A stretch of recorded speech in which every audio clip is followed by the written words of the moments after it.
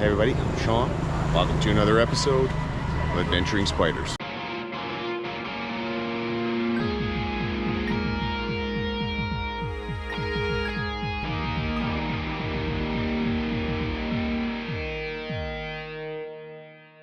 Welcome back everybody. On today's episode we are in Laos and we are going to do some exploring. First up, we're gonna head downtown in a tuk-tuk.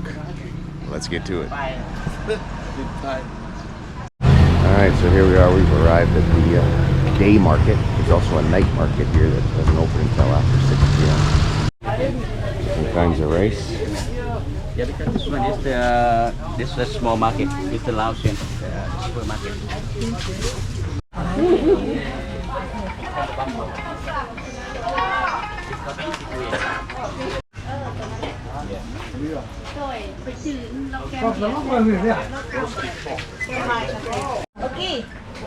Some locusts, some crispy fish, some crabs. My favorite here are the beds of blood and bile.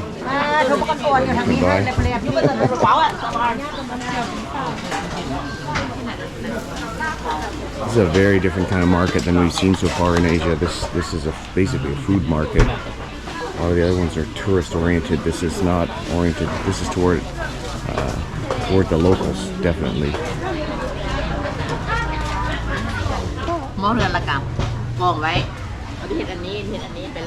What's the difference? Chilies. Not sure what those are. Very interesting. More crab. Yes, we got live catfish. That's a rat.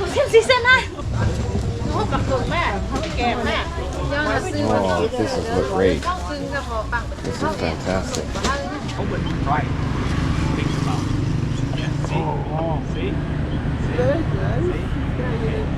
good thoughts. Good thoughts.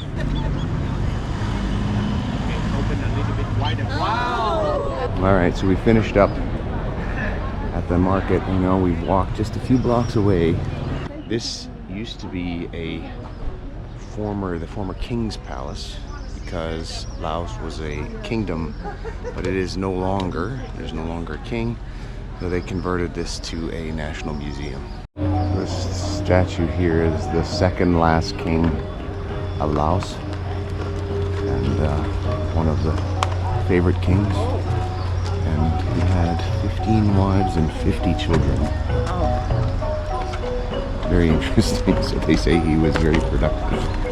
Alright, I have very little video from the Royal Palace and Museum because everywhere you go, every building, they say no photos and no video.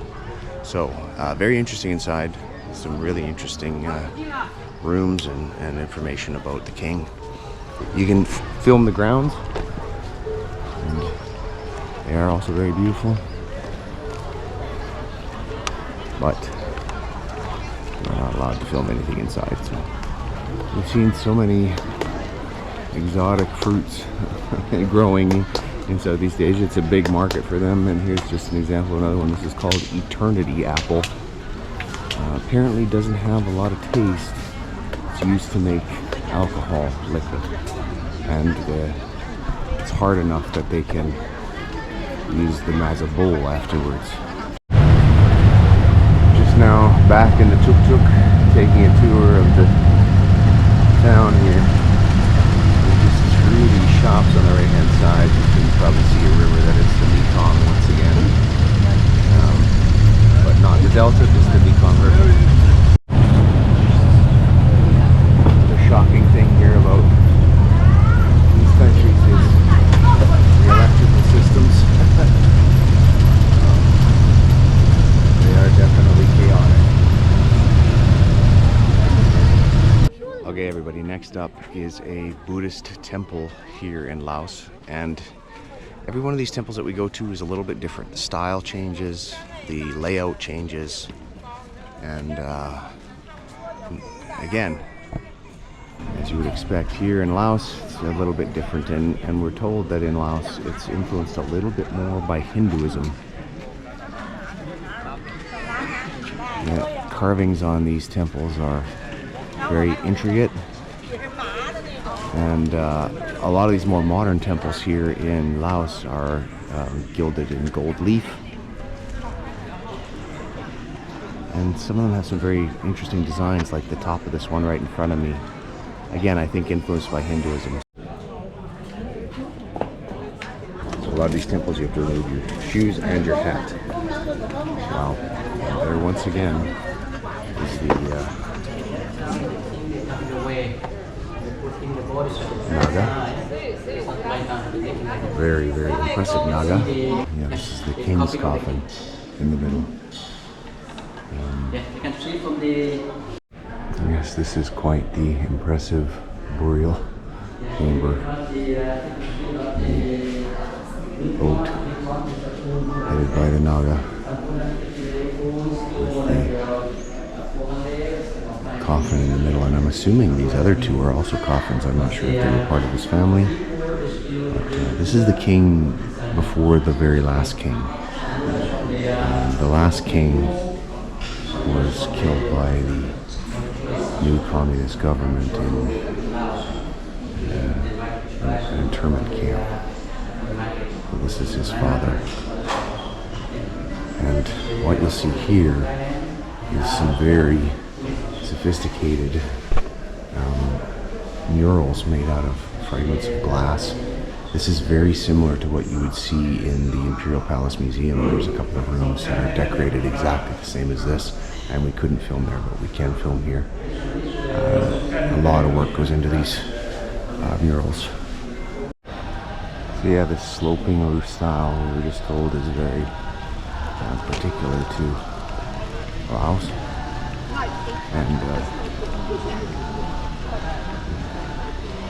And then you can see kind of in the middle of the roof there. We also saw that at the former King's Palace and Museum. The roof had that ornamentation on it. Alright, this is the main temple inside. And what I'm noticing about the ones here in Laos, they are far more ornate than the ones we've seen in any other country. Absolutely amazing designs everywhere. Standing next at the back here, look at the designs on the walls even, and the roof.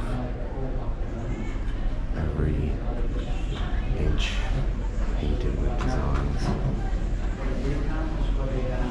Alright, here's another one, a smaller temple. This one's got a reclining Buddha in it. Just another example of this Laotian style with the glass mosaics.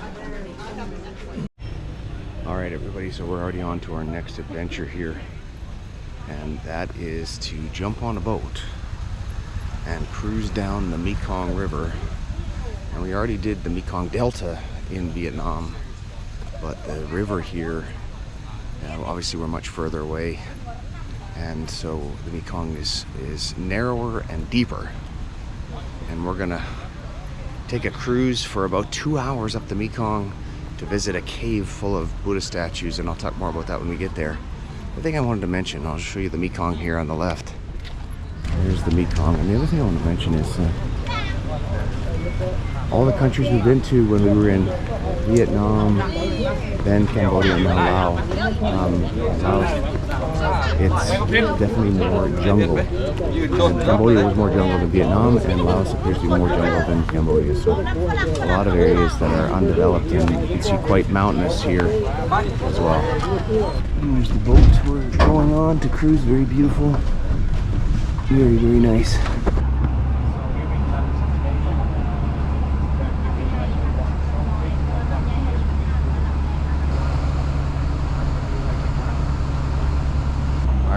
Continuing our river cruise here, and they decided that we were going to have a feast, and we got a Laotian banquet. There is way more food here than we can eat, but we're going to at least try everything. I have no idea what anything is because they don't tell us, other than spring rolls and chicken curry.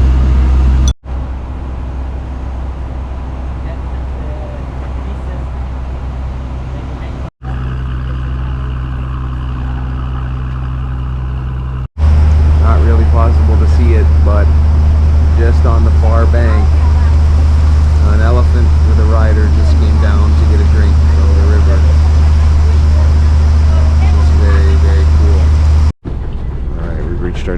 information here. As you can see, the stairs leading up. This is the cave where we're going to look at all the Buddhas. Alright, here we go. We are going to ascend up just a few steps to go have a look at this cave. So this is very interesting. You can see the water level here in the Mekong, which is actually down quite a bit right now because the rainy season is over. And we were told on the way here that it's down about 4 meters from the high water mark. But there have been times when they've had way more rain and much higher water. And so where I'm standing right now is probably 5 meters down to the water. And if I look up onto the rock, you can see the marks here where they've marked the water level in 2008 on the bottom and the water in 1966. So that's another 6 to 7 meters above me. And at that time, it actually washed some of the Buddha statues out of this cave because they're made of wood.